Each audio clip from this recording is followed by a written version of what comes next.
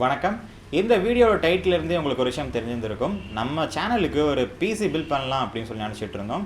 ஆனால் அந்த லாஸ்ட் 1 இயராக பார்த்தீங்கன்னா இந்த பேண்டமிக் சுச்சுவேஷனில் கிராஃபிக்ஸ் கார்டோட ரேட்டு வந்துட்டு கண்ணா பின்னான்னு ஏறிடுச்சு.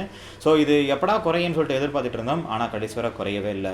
மேக்ஸிமம் இது பார்த்தீங்கன்னா 2022 வரைக்கும் கிராஃபிக்ஸ் கார்டோட ரேட்டு 2 மடங்கு 3 மடங்கு தான் இருக்க போகுது. அதனால் நம்ம ஒரு பெட்டர் ஆல்டர்னேட்டிவாக AMDயில் ஒரு APU ப்ராசஸர் போகலாம் அப்படின்னு சொல்லி பார்த்தோம். ஸோ APU ப்ராசஸர் வந்து பார்த்தீங்கன்னா CPU லெவலில் ரொம்பவே வீக்கான ஒரு ப்ராசஸராக இருந்தது. ஆனால் CPUலையும் நல்ல பெர்ஃபார்மன்ஸ் இருக்கணும், அதே மாதிரி நம்ம கிராஃபிக்ஸ்க்கும் கொஞ்சம் சப்போர்ட் பண்ணணும் அப்படின்ற மாதிரி பார்த்ததில்ல AMDயில் நம்ம APU ப்ராசஸர் ஒன்று வாங்கிடலாம் அப்படின்னு சொல்லி யோசிச்சு ஸோ இப்போ ரிலீஸாக இருக்கக்கூடிய AMD 5700G அதாவது Ryzen 7 சீரீஸில் ரிலீஸாக இருக்கக்கூடிய 5700G அப்படின்ற ஒரு ப்ராசஸரை வந்து வாங்கியிருக்கோம். ஸோ இதில் 8 கோர் 16 த்ரெட் இருக்கக்கூடிய ஒரு ப்ராசஸர். ஸோ இதில் Vega 8 கிராஃபிக்ஸோட வருது, இன்டகிரேட்டட் கிராஃபிக்ஸோட வருது. நீங்கள் டெடிகேட்டட் கிராஃபிக்ஸ் இல்லாமையே இது உங்களுக்கு ஸ்மூத்தாகவே ஒர்க் ஆகும். ஸோ அதனால் நீங்கள் பட்ஜெட்லேயும் ஒரு பிசி பில்ட் பண்ணணும்னு நினைக்கிறீங்க அப்படின்னா கண்டிப்பாக இந்த ப்ராசஸர் உங்களுக்கு ரொம்பவே ஹெல்ப் பண்ணும்.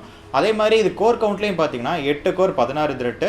ஸோ அதனால் வந்துட்டு நீங்கள் லேட்டஸ்ட்டாக இருக்கக்கூடிய சாஃப்ட்வேர்ஸ் எல்லாமே நீங்கள் அதில் ஸ்மூத்தாக ரன் பண்ணலாம். ஸோ இன்னும் ஒரு 5 இயர்ஸ்க்கு நீங்கள் ஒரு பிசி பில்ட் பண்ணுறீங்கன்னா இந்த ப்ராசஸர் வந்துட்டு ரொம்பவே ரெக்கமெண்டட் அப்படின்னு சொல்லலாம். ஸோ இந்த பில்டில் இருக்கக்கூடிய ஒவ்வொரு காம்பனோட ரேட்டை வந்துட்டு நான் கீழே டிஸ்கிரிப்ஷனில் கொடுக்குறேன். ஸோ இந்த ரேட் அப்படின்றது முன்ன பின்ன இருக்கலாம். ஸோ ஆன்லைனில் ஆஃப்லைனில் எது உங்களுக்கு கம்மியாக இருக்கோ அதை நீங்கள் சூஸ் பண்ணிவிட்டு பர்ச்சேஸ் பண்ணி நீங்கள் பிசி பில்ட் பண்ணுங்கள்.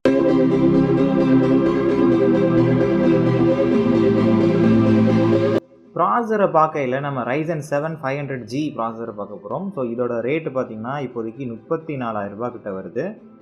அடுத்ததாக இதுக்கு மதர் போர்டு ஜிகாபைட்டோட B550M அப்படின்ற ஒரு மதர் போர்டு பார்த்துருக்கோம். ஸோ இந்த மதர் போர்டில் உங்களுக்கு ப்ளூடூத் வைஃபை சப்போர்ட் இருக்குது. ஸோ இது 3rd gen Ryzen ப்ராசஸருக்கான மதர் போர்டு. அடுத்ததாக பவர் சப்ளை பொறுத்த வரைக்கும் Cooler Master 550 watt SMPS bronze certified. இந்த பவர் சப்ளை பார்த்தீங்கன்னா ஸ்கொயர் டைப்பில் இதோட ஹெட்டு வரும். ஸோ நம்ம ஊருக்கு பார்த்தீங்கன்னா ரவுண்டு தான் வரும். ஸோ ஏன் அப்படி வச்சுருக்கான்னு தெரில. ஸோ அதனால் அடாப்டர் வந்து பார்த்திங்கன்னா செப்பரேட்டாக நம்ம பை பண்ணணும். அடுத்ததாக ரேமை பொறுத்த வரைக்கும் கோர்சரில் 2 8GB ரேம் வாங்கியிருக்கோம். இது ரெண்டுமே பார்த்தீங்கன்னா 3200 MHz, அதாவது 8GB போடலாம். ஏன் 16GB அப்படின்னா நம்ம APU அப்படின்றதுனால தான். இப்போ நம்ம கிங்ஸ்டனோட M.2 SSD போட்டிருக்கோம் 500GB. ஏன்னா SSDன்றது பெட்டரான ஒரு பூட்டிங் ஆப்ஷனுக்காகவும் அப்ளிகேஷனுக்காகவும் தான். இதுக்கப்புறம் ஸ்டோரேஜுக்காக 2TB நம்ம சீகேட் ஹார்ட் ட்ரைவ் போட்டிருக்கோம். இதை பவர் பேக்கப் பண்ணுறதுக்காக நம்ம நியூமரிக்கில் 600 வாட் வந்துட்டு ஒரு UPS வச்சுருக்கோம் பவர் கட்டுக்காக.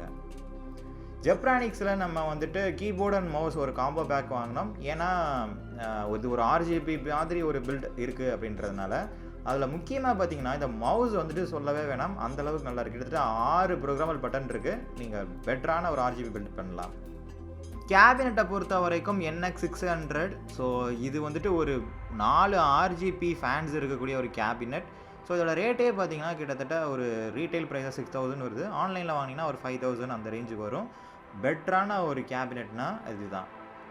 ஸோ இதுக்கு மேலே பார்த்தீங்கன்னாக்கா பவர் பட்டன், ரீஸ்டார்ட், அப்புறம் மைக், ஹெட்ஃபோன், 2 USB, அப்புறம் ஒரு 3.0 இருக்குது. மேலே டச் ஃபில்டர் ஒன்று இருக்குது. ரொம்பவே ஸ்மூத்தாக இருக்குது. ஸோ இதில் என்ன ஒரு ஸ்பெஷல் அப்படின்னாக்கா நீங்கள் அதில் 2 பக்கமே டெம்பர் கிளாஸ் வரும். ஃபுல்லாகவே ஒரு கிளாஸ் எஃபெக்டில் உங்களால் இதை ஃபீல் பண்ண முடியும். அடுத்ததாக பெர்ஃபார்மன்ஸை பொறுத்த வரைக்கும் நம்ம சினிபெஞ்ச் நம்ம ஸ்கோரை பார்க்கலாம். சினிபெஞ்ச் பொறுத்த வரைக்கும் கிட்டத்தட்ட சிங்கிள் கோர் பர்ஃபார்மன்ஸ் 1600 வருது. இதே இது மல்டி கோர் பர்ஃபார்மன்ஸாக 1000க்கு மேலே வந்துட்டு நமக்கு பர்ஃபார்மன்ஸ் கிடைக்குது. ஸோ இதே இது நீங்கள் இன்டெல்லில் நீங்கள் பில்ட் பண்ணியிருந்தீங்கன்னா i7 10 ஜென்ரேஷனுக்கு மேலே வந்துட்டு இது போயிருந்திருக்கும். ஸோ நீங்கள் கேம் ஆட போகிறீங்க அப்படின்னா சாம்பிளுக்கு வந்துட்டு நம்ம Shadow of the Tomb Raider வந்துட்டு நம்ம பார்க்கலாம். இதோட ஃப்ரேம் ரேட்டு பாருங்கள், கிட்டத்தட்ட 25 45 வரைக்கும் போகுது. ஆவரேஜாக ஒரு 25 வந்து நமக்கு கிடைக்குது. ப்ராடக்டிவிட்டியை பொறுத்த வரைக்கும் மல்டி கோர் பெர்ஃபார்மன்ஸ் ரொம்பவே முக்கியம். அதனால தான் நீங்கள் கேமில் ஆடுறீங்க அப்படின்னா இன்டெல் போகலாம். இல்லை நீங்கள் ப்ராடக்டிவிட்டியாக யோசிக்கிறீங்க அப்படின்னா கண்டிப்பாக AMD தான் ஒரே ஆப்ஷன். அதே மாதிரி நீங்கள் கேமும் ஆடணும், ப்ராடக்டிவிட்டியும் யூஸ் பண்ணணும் அப்படின்னா AMD ஒரு நல்ல ஒரு ஆப்ஷன் சொல்லலாம். ஏன்னா நீங்கள் ஃபியூச்சரில் நீங்கள் கிராஃபிக்ஸ் கார்டு வந்துட்டு நீங்கள் இன்ஸ்டால் பண்ணிவிட்டு நீங்கள் ஒரு நல்ல கேமிங் பெர்ஃபார்மன்ஸை எதிர்பார்க்கலாம். ஸோ இதில் நீங்கள் கிராஃபிக் கார்டே போடாமல் கூட நீங்கள் AAA கேம்ஸ் விளாடலாம். ஸோ அதனால் முடிவு பண்ணிக்கோங்க. ஸோ பட்ஜெட்லேயே ஒரு பிசி பில்ட் பண்ணணும் அப்படின்னாலும் AMD தான். ஹையர் எண்டில் நீங்கள் பிசி பில்ட் பண்ணாலும் AMD தான். ஸோ அதனால் இன்னொரு நல்ல வீடியோவில் பார்க்கலாம். ஸோ அது வரைக்கும் பை.